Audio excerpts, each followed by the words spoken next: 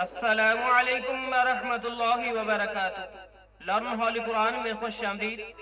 آج آپ کی خدمت میں ایک ایسی حدیث کے ساتھ حاضر ہو رہے ہیں جس کے اندر والد کے دوستوں کے ساتھ حسن سلوک کی تلقین کی گئی ہے، اور یہ موجودہ دور کی بہت اہم ضرورت ہے کہ ہم اپنے والدین اور ان کے دوست احباب عزیز و قارب کے ساتھ حسن سلوک کریں، اور اس کی اشد ضرورت ہے۔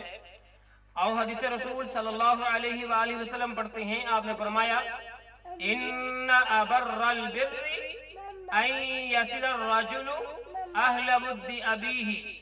ترجمہ سنیے، بہترین نیکی یہ ہے کہ کوئی شخص اپنے والد کے دوستوں کے ساتھ حسن سلوک کرے۔ جامع ترمذی اس کا حوالہ اور حدیث نمبر دیکھ لیں۔ تو اس لیے میرے تمام دوست نوجوان بھائیوں اور بہنوں سے گزارش ہے کہ والدین کے ساتھ اور ان کی عزیز و قارب اور دوست احباب کے ساتھ حسن سلوک کیجئے۔ اگر والد نہیں ہے تو پھر بہت زیادہ ذمہ داری بنتی ہے کہ ان کے دوستوں کے ساتھ حسن سلوک کیا جائے، اچھا برتاؤ کیا جائے۔ اللہ سے بھی عمل کی دعا ہے۔ آج کے لیے اتنا ہی، اللہ حافظ۔